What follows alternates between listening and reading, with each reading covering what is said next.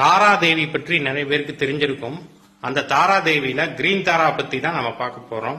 இந்த கிரீன் தாரா மந்த்ரா நமக்கு சக்தி வாய்ந்த மந்திரம். ஓம் தாரே தூ தாரே தூரே சோகா. நீங்க யூடியூப்ல கூட கிரீன் தாரா மந்த்ரான்னு போட்டு பாருங்க.